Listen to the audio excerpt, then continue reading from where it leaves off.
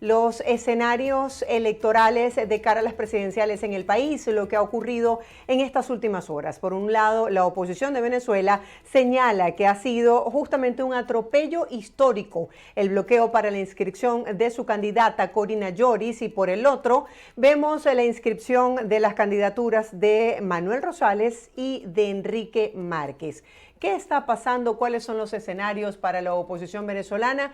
Ya está con nosotros el abogado Benigno Alarcón, director del Centro de Estudios Políticos de Gobierno de la Universidad Andrés Bello, para hablar sobre el panorama político. Buenos días, gracias por su tiempo, bienvenido. Gracias, buenos días, un placer estar con ustedes. Sí, quisiera que nos brindara su análisis de estos hechos que han ocurrido en las últimas horas y que tienen que ver con la posibilidad para algunos de inscribir su candidatura y la imposibilidad o el bloqueo para otros. Me refiero específicamente al caso de Corina Lloris.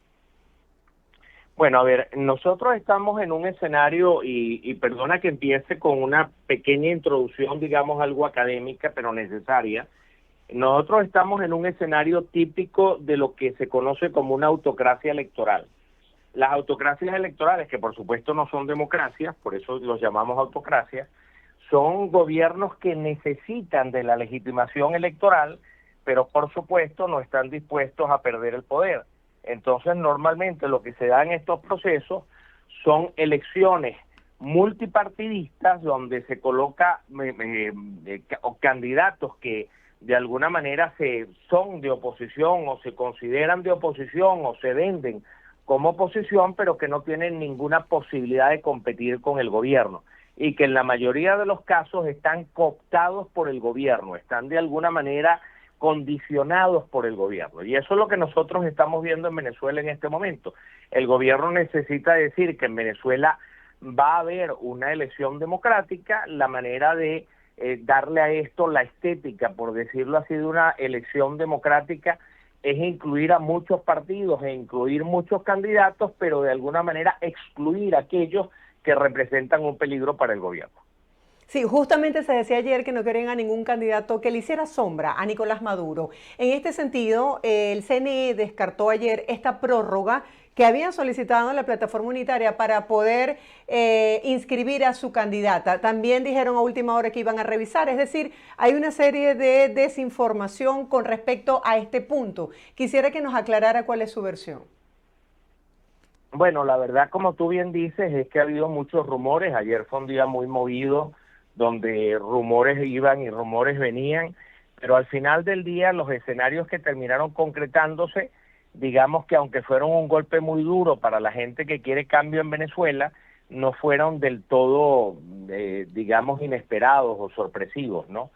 Se venía diciendo ya desde hace algún tiempo que posiblemente se iba a admitir a un candidato inscrito por la tarjeta de Un Nuevo Tiempo, cosa que por cierto generó mucha molestia en el líder de Un Nuevo Tiempo, en Manuel Rosales, cuando esto rodó hace más o menos una semana y media, pero al final del día lamentablemente fue el escenario que terminó produciéndose. O sea, ayer para sorpresa de todos vimos a Manuel Rosales inscribiéndose, se había hablado de que iban a inscribir a alguien más y posiblemente después sustituirlo por el mismo Manuel Rosales, pero lo que terminamos viendo fue a Manuel Rosales inscribiéndose en este tema. Lamentablemente esto se hizo sin un acuerdo con la Mesa de la Unidad Democrática o con la plataforma unitaria, lo cual por lo menos en este momento, al menos que haya una recomposición, digamos, en los meses por delante, cosa que particularmente veo difícil de que suceda, bueno, esto genera justamente el escenario que buscaba el gobierno, que era un escenario de división de la oposición. Por un lado, Un Nuevo Tiempo con su candidato Manuel Rosales, y por el otro lado la plataforma unitaria, que hoy en día gravita alrededor de María Corina Machado por haber ganado la primaria que la misma plataforma unitaria organizó, y que de alguna manera, hasta ayer en la noche al menos, todos se mantenían alrededor de María Corina Machado y apoyando a María Corina Machado. Entonces, bueno, el problema que tenemos aquí es que evidentemente ayer se produjo una fractura de la oposición que nuevamente yo veo muy difícil de recomponer. No digo que sea imposible, nada es imposible en política, pero veo muy difícil de recomponer. ¿Era previsible que a última hora un Nuevo Tiempo saliera apoyando a Manuel Rosales y el impacto que esto puede tener en la opinión pública venezolana, incluyendo a los electores? Bueno, a ver, hay que recordar que el jefe de Un Nuevo Tiempo es Manuel Rosales, o sea, al final la decisión dependía de Manuel Rosales, no era un partido que de alguna manera en una asamblea tomaba una decisión para ver si lo apoyaba o no, era una decisión enteramente de Manuel Rosales. Ahora, esto hasta donde yo entiendo, hasta ayer a medianoche, había rumores, pero digamos que nada estaba confirmado. Y después básicamente de unas declaraciones que dio Barbosa casi a medianoche, diciendo que habían estado haciendo todo lo posible por negociar con el Consejo Nacional Electoral y que les dieran acceso a la plataforma para poder inscribir y inclusive mostrar en pantalla cómo la plataforma no permitía la inscripción de candidatos.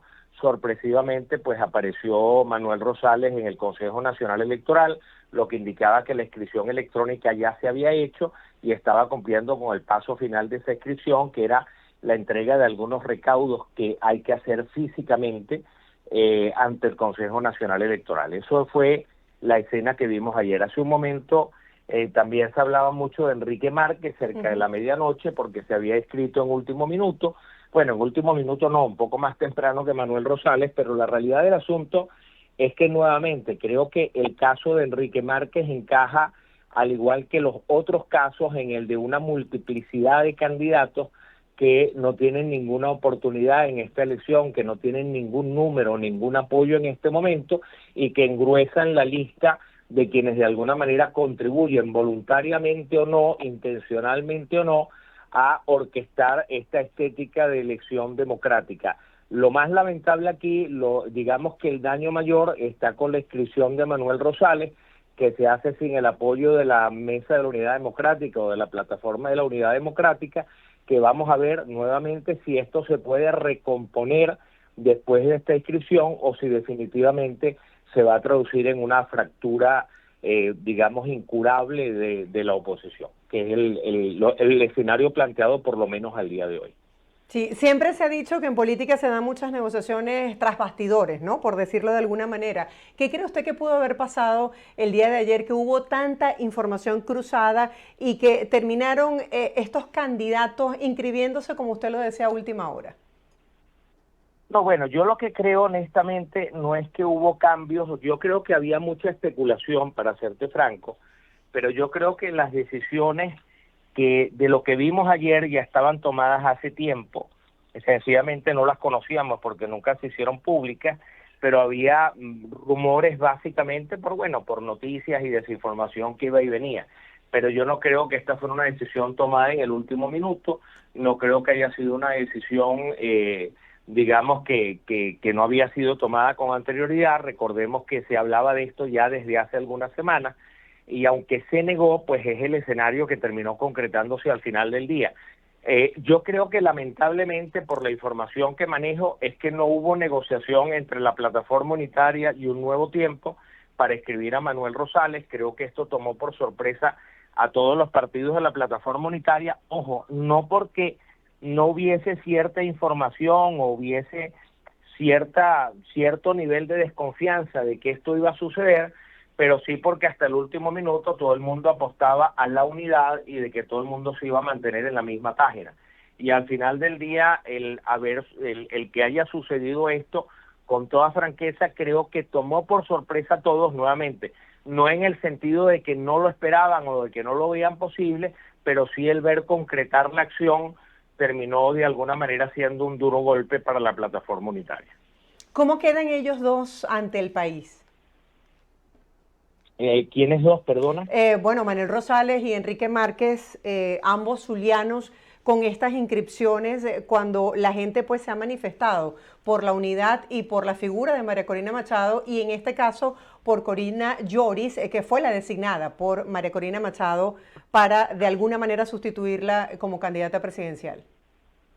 Sí, bueno, a ver, lo de Enrique Márquez yo le quitaría importancia, no por el hecho de que se trate de Enrique Márquez, sino porque sencillamente él no tiene mejores números ni mejores posibilidades que todos los que se habían inscrito previamente a él. Es más, de hecho, entre todos los que se habían inscrito previamente a él, el que en algún momento tuvo algún nivel de apoyo era Benjamín Rauseo, en algún momento, que hoy ya no lo tiene, pero posiblemente en ese grupo tenga algo más de apoyo que otros candidatos. Pero cuando digo algo más de apoyo, muy lejos, por ejemplo, del que tenía María Corina o del que tiene María Corina Machado.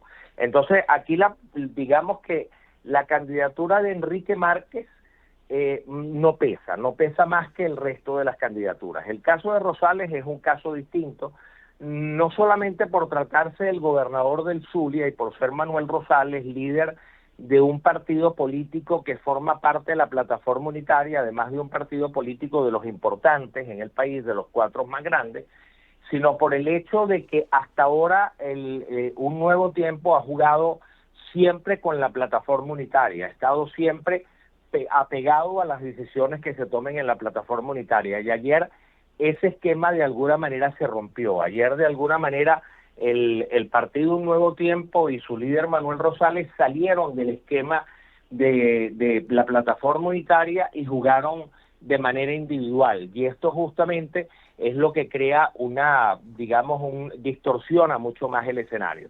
¿Por qué? Bueno, porque en un escenario de esta naturaleza, volver a recomponer la cooperación es tremendamente difícil. O sea, el problema es que estamos en una especie de dilema de prisionero, donde básicamente volver otra vez a lograr el equilibrio en el sentido de un equilibrio cooperativo, donde todos los partidos se alineen en la misma posición y apoyen al mismo candidato, se vuelve extraordinariamente difícil en este momento después de lo que nosotros vimos ayer. ¿Qué cree usted que pueden estar buscando los candidatos que de antemano saben que no cuentan con el apoyo popular?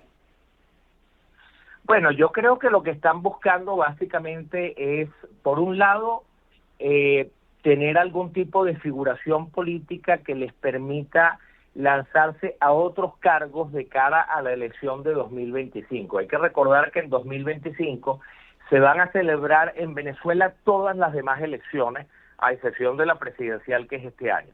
Va a haber elecciones de Asamblea Nacional, va a haber elecciones de gobernaciones, de alcaldías, de consejos legislativos y de asambleas legislativas regionales. Y evidentemente muchos de estos nombres que se van a hacer visibles por la elección presidencial, pues aumentan sus posibilidades de cara a las elecciones del próximo año. Y por el otro lado, establecen, por decirlo así, una relación de cooperación con el gobierno que necesita fabricar la estética de una elección, repito, democrática, que no lo es una elección multipartidista, pero no competitiva, porque todo el que representa una competencia es execrado, no se le permite inscribirse en la elección, y de alguna manera esa cooperación puede traducirse en que el gobierno facilite, por decirlo así, las candidaturas de todos o algunos de ellos de cara a las elecciones del año que viene. O sea, si te pones a verlo de esta manera, imaginémonos la elección, por ejemplo, del Parlamento, y supongamos que no necesariamente es el caso, que todos estos candidatos, estos 12 candidatos u 11, porque son 12 con Nicolás Maduro, que se inscribieron ayer como supuestos opositores, se lanzan a la Asamblea Nacional. Bueno, en la Asamblea Nacional estos 11 nombres representan muy poco, en el sentido de que no hacen ninguna diferencia en el control de la Asamblea, y se les puede de alguna manera facilitar el camino para formar parte de la Asamblea. La realidad es que entre estos nombres habrá algunos que quieran ir a la Asamblea y otros que quieran ir a una alcaldía o una gobernación, pero la realidad del asunto es que esto los hace mucho más visibles y los coloca, repito, en una relación de cooperación, de entendimiento con el gobierno, al ir a una elección donde de alguna manera contribuyen a esa estética, a ese intento por hacer lucir la elección como democrática. Entiendo. Hay 12 postulaciones ante el CNE. Me gustaría hablar de escenarios factibles. ¿Qué pasaría si no se permite la inscripción de Corina Yoris como candidata de la plataforma unitaria? Y entre estos comentarios de último minuto, veíamos a María Corina Machado diciendo que si el candidato lo elige Nicolás Maduro, pues no son elecciones. Bueno, es lo que está haciendo Nicolás Maduro. Nicolás Maduro está decidiendo quién va a la elección y quién no, y Nicolás Maduro decidió que ni María Corina Machado ni nadie a quien apoye María Corina Machado va a esta elección. Eso ya es un hecho. El periodo de postulaciones se cerró ayer. Ahora hay un periodo donde se pueden hacer sustitución de candidatos, que básicamente es durante el mes de abril, pero yo diría que poco probable que algunos de estas candidaturas terminen saliendo para apoyar a otras candidaturas distintas. Puede que haya algún caso, pero la realidad es que yo no veo muchas posibilidades de que haya, digamos, varios casos allí. Y al final del día, pues creo que digamos que la lista de candidatos queda más o menos como está. Sí podría suceder que en la medida que nos acerquemos a la fecha de la elección, algunos que lucen muy mal o por acuerdos políticos con otros que tienen mayores posibilidades, algunos terminen renunciando. Pero creo que de aquí a la confirmación del CNE de quiénes son los candidatos aceptados, que yo creo que los van a aprobar a casi todos, quizás terminen saliendo de alguno por alguna razón, porque no entregó algún documento o alguna cosa, o sencillamente para mantener la apariencia de que el CNE trabaja con cierto nivel de objetividad. La realidad del asunto es que creo que casi todos se van a mantener, y lo que sí puede suceder, repito, es que estando mucho más cerca de la fecha de la elección, algunos decidan pactar con el que parezca tener mejores números cuando estemos mucho más cerca de la fecha de la elección del 28 de julio. Sí, una vez aclarado el tema de los candidatos, quisiera saber qué otros retos afronta la oposición en este cronograma electoral. Hemos visto denuncias en algunos países del mundo que han hablado sobre la imposibilidad de poder hacer la actualización de datos en el registro electoral.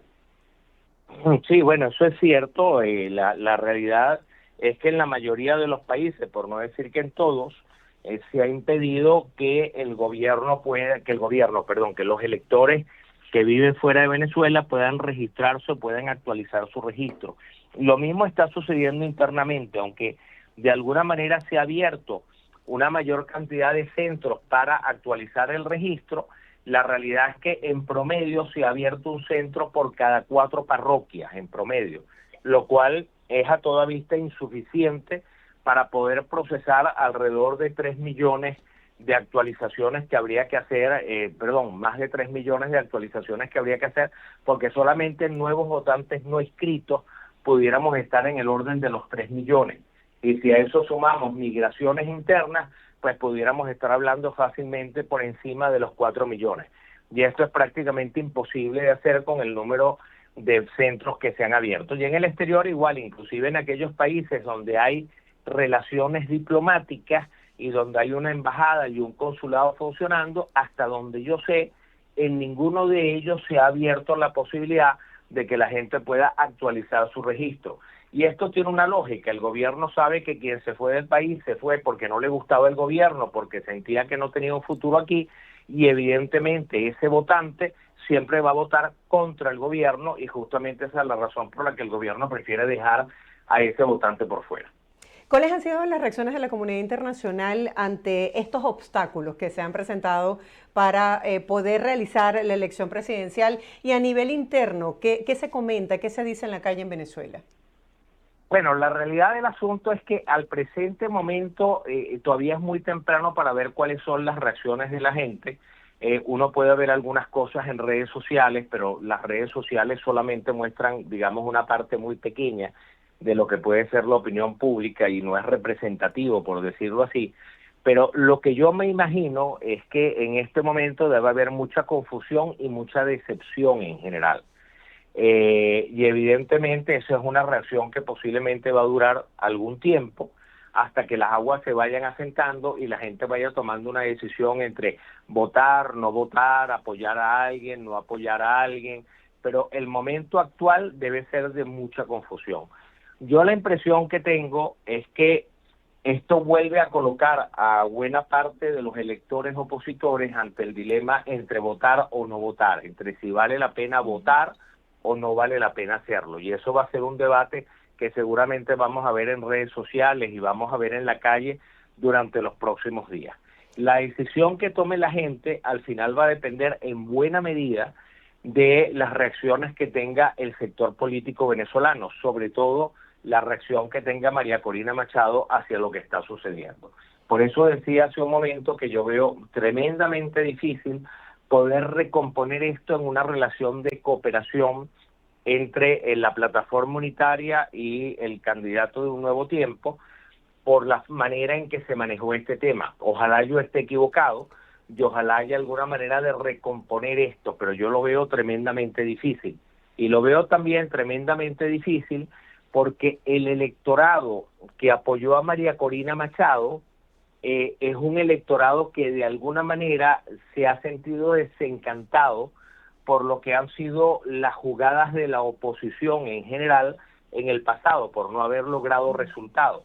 Y lo que sucedió el día de ayer, pues digamos que en alguna medida aumenta de manera significativa ese desencanto.